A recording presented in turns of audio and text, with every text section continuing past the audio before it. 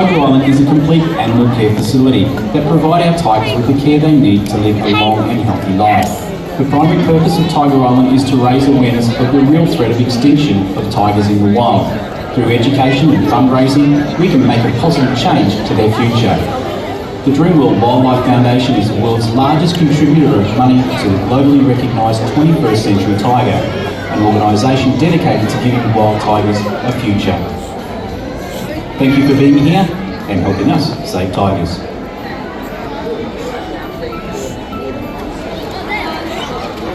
Well, how about a massive round of applause for our Tiger Star and their handlers as they make their way out onto the island. Leading today's presentation, we have Scott, and he will introduce you to the tiger that you see, as well as a handler working with him in just a moment. Well, ladies and gentlemen, boys and girls, and for those of you watching live on Main Street, welcome to Tiger Island here at Dreamworld. We are so excited that you are joining us here today to witness some amazing natural tiger behaviors, as well as learn a little bit more about a very important conservation message facing our world today. Well, everyone, my name is Wildlife Al, and they call me that here because, well, I love animals. Who else loves animals? Put your hands in the air and make some noise. Well, that is amazing because the animal kingdom needs people just like you who are going to be there for them and ensure that they survive, especially these beautiful creatures right here. Now, it looks like we're ready to go, so Scott, over to you. Excellent. Thanks for that, Wildlife Al. And again, everyone, welcome down here to Tiger Island. Help me out today, we've got Simon, who's going to work alongside our tiger to hopefully demonstrate some of his amazing natural abilities. Now, I say hopefully, because no point will see Simon force our tiger to do anything. He's just simply going to ask and encourage him with his favourite food and treat reward. So we've got some frozen milk cubes, milk straight from the carton, but of course the tiger's favourite raw meat. Now, you can help reward our tiger throughout the presentation. If you see him doing something you like or anything you thought was spectacular, feel free to make some noise. You can clap, cheer, shout, scream, whatever it is you do best, because the more noise you make, the more you'll help us out. Now I will introduce our tiger out here. His name is Khan. He's actually our youngest tiger. He's just turned 5 years of age, but he weighs a whopping 170 kilograms. But don't let that fool you, he's still quite agile, still quite motivated, and loves to show off right at the very end of the presentation, so make sure you hang out for that. But on that note, how about we give Khan a little round of applause just to welcome him along. We'll kick off this first set of behaviours with a pretty natural one for tigers out in the wild. So tigers are very territorial animals, and they like to spray mark their territory just to let all the other tigers know that they're around and they shouldn't enter that area. And when they spray mark, it usually ends up going in an upwards direction on trees, rocks, logs and overhanging branches. So what we're going to show you now is what we call a rise behaviour. So if Khan here was patrolling his territory, came across another tiger scent marking, we would probably do this behaviour to get a bit of a good sniff of it and work out when that tiger was there, whether it was a male or female, and possibly which direction it was going. So that rise behaviour there, pretty important one for the cats, just to make sure they keep safe in their areas. But also too, gives them an opportunity to rake those very sharp and powerful claws down across the tree, which not only leaves a visual mark for other tigers around, they leave their scent mark up on the tree because they've got scent glands in between their pads, but also too, scratching down the wood and the bark, it pulls off the outer layer of claw and exposes the newer, sharper claw underneath. So that behaviour there, pretty important one for the cats, because if they do come across another tiger in the area, it usually becomes very aggressive very quickly. And I'll get up into what we call a fight stance, and hopefully Khan is going to show that off in just a moment's time. Like I said, he's 170 kilos, but pretty agile and pretty strong as well. So he's going to get up into this fight stance here. As you can see, looking pretty impressive. Yeah, give him a bit of a round of applause. We call it a fight stance because it does free up those massive front paws and claws so it can swipe out at an opponent in an attempt to knock them down on the ground and then deliver a killing fight. So if we see two of our tigers squared off in that position and getting serious, we do move across straight away to break them up, because as you imagine, they're going to do a lot of damage to each other pretty quickly, and it's not only with those claws, but they're very large and impressive canine teeth. So I've got here a plastic replica of a tiger's canine tooth. Measures about 12 centimetres from root to tip. This is the killing tool of a tiger, and Khan over there, he's about to give you a look at the real deal. And what you can see is only about half the tooth is exposed. This top half is embedded deep into the tiger's jaw just to give it a nice firm grip, because the entire tiger is designed around the destructive use of these teeth. And the loss of one of these out in the wild can mean a bit of a death sentence for these animals, because they're not able to capture and kill those prey items they need to survive. Now as Carl moves across the front there, hopefully we're going to get another look at those pearly whites, and behind his big canine teeth, at the back of his jaw, hopefully you're about to see his carnassial teeth. They're out hidden away there a little bit, but should get a pretty good look at them, and they're a little bit different. They're nice and sharp, and they slide right past one another, like a set of shears or scissors, and they'll slice up a large mouthful of meat, which the tigers then swallow down whole. See, they don't chew or grind up their food like we do. We've got sideways movement in our jaw, which allows us to grind up that food.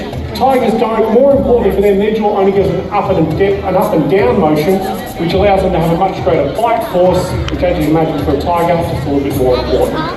But that does finish up that pretty easy first set of behaviours. How about we give Simon and Carl a little round of applause? Not a bad way to start. How cool is that, everyone? Now, let's take a quick step back in time and have a look at the history of these beautiful animals. A century ago, throughout Southeast Asia, a series of tragic events took place that started the decline of the wild tiger population. More than 100 years ago, there were more than 100,000 tigers roaming the wild, and today, that number is less than 4,000, and as you can see, it is still dropping. Now you may be wondering why that is. Well, as the human population grew, we displaced tigers from their natural habitat, which made it almost inevitable that a human and tiger conflict would actually occur. Now some of the footage that you see on the big screen here may be a little bit confronting, but it does really demonstrate the impact that humans have had on tigers out in the wild. Now Scott will touch on that more later in the presentation, as well as some of the amazing work that we do right here at the Dreamworld Wildlife Foundation, but for now, are we ready to jump to the next series of behaviours? Good choice of words there, Al. As Carl there launches across the platform, Simon will move him back and forth a couple of times just to show off the strength and power that these animals have, also to their jumping technique. You might recognise it from domestic cats at home. He's trying to conserve as much energy as possible, so he doesn't need to run up for the jumps. He'll walk to the edge of the platform. And as he launches across, keeping on those back feet, they only just clear the gap, so he's not overexerting himself and using all his energy just for a simple jump like this. And also too, he'll flick his tail up over his back for a bit of extra momentum. Now he does make it look pretty easy. It is only a 3-metre gap in between those platforms there. We have seen our tigers jump distances of up to 6 metres out here on the island. So if you're wanting the distance of the moat in front of you, 6 metres and 1 centimetre, you're all perfectly safe out there. We haven't had a tiger jump out since Tuesday. But I think one more jump there across the platforms coming back this way. And I'm going to move on down the front and show you some more specific training that we do here. But I can't hear this last jump across. Like I said, look at that tail there. Nice big flick over the back, just helps that rear end get across that gap there. We're going to move down the front and now show you some A to B work or mark training. So I've now just got the mark board, just off cuts of wood, which he throws them on the ground, and hopefully Khan's going to wander on over and place his 2 front feet on it. He's just got frozen milk cube there to finish off. It's one of his favourite treats out here on the island. Like I said, hopefully he's going to wander over there, place his 2 front feet on the board, and it's a really easy training, that one that all of our tigers normally like to be in, because virtually no effort at all, they still get their food reward. Now it comes in handy for us when we do any health checks on the cats, because we're just dealing with a tiger that's standing still, focused on us. We can move in, take a temperature, take a blood sample, or give a vaccination. Also comes in handy when they get involved in the media. Our tigers have been stars of film, television, documentaries, commercials over the years, and typically they're off-leash.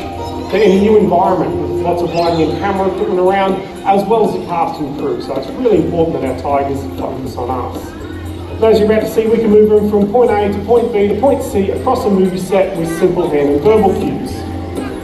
Now, like most movie stars, they get a pretty good paycheck for that work. It's one of the reasons why we involve our tigers in the media to raise money for the Dreamworld Wildlife Foundation. Because as Al's just mentioned, we've absolutely decimated their population in the last 100 years. Not only the population, but the habitat as well. And you'll see evidence of that up on the big screen here behind me. This is Kerinci Seblat National Park. That's the last stronghold for the Sumatran tigers in Indonesia. And it's heartbreaking to see this illegal activity still going on to this very day. There's illegal logging, illegal farming, illegal roads being put through tiger habitat. But more heartbreaking, snares being set up to catch these magnificent animals and then trade their body parts on the black market. So the Dreamworld Wildlife Foundation donates around about $150,000 a year to organisations like this up on the big screen here. This is the Tiger Patrol Conservation Unit, working in Kerinci Seblat National Park, and they're out there almost every single day stopping that illegal activity. As you imagine, that's something we're pretty proud of, something you might like to be involved in. You do so quite simply, a couple of donation boxes around the island, throw a few coins in there. Every cent you donate will go to tiger conservation. We can head into the Tiger Bazaar gift shop. We have some of the tiger conservation products in there, the plaster pug molds or the painted paw prints. Again, every dollar you spend on those will help tigers in the wild. Or jump on the website, dwf.com.au, get involved in the Adopt a Tiger program. You don't actually get to take our tigers home with you, but all those adoption fees do go overseas to help save wild tigers. Now that's a really serious side of what we do. We also like to have heaps of fun here with our cats and show off their amazing abilities, but you all have been a bit quiet. So I want to ask everyone, in your loudest voice, who out there wants to see Khan climb this tree? So I do too, like I said, 170 kilograms, and 5 years of age. He's now just with what we consider an adult tiger, but he's been this size since just about 2.5 years old. So it's pretty impressive to see this behaviour here. Now out in the wild, tigers not always known for their tree climbing ability because of that relatively big body size to the small claw size. They aren't always known for that ability, but out in the wild they'll climb for things like maybe a primate that's taking a bit of a nap, not paying attention, or sometimes leopards, they'll drag their kill up into the branches of the tree and leave it up in the tree. Then tigers will scoot on up and grab those leftovers. But come on here, almost to the top there for that bit of chicken drumstick.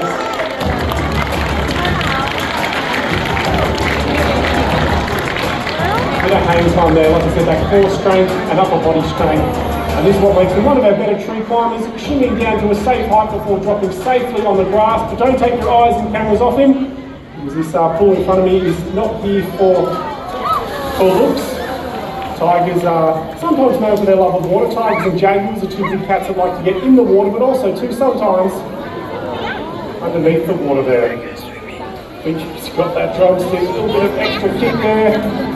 Billy, he's got it. How about we give him a round of applause? Great work there from Khan. I think we might hand it back to you, Al, because he's just going to, I think he's going to scoff down that drumstick while he's in the pool. Well, how about another round of applause for Khan, and keep that round of applause going for our amazing tiger handlers, everyone. Well, that does bring us to the end of today's presentation, but we hope that you've enjoyed witnessing some amazing natural tiger behaviors and learned a little bit more about that very important conservation message. But just before you go, we do have one last message for you up on the big screen.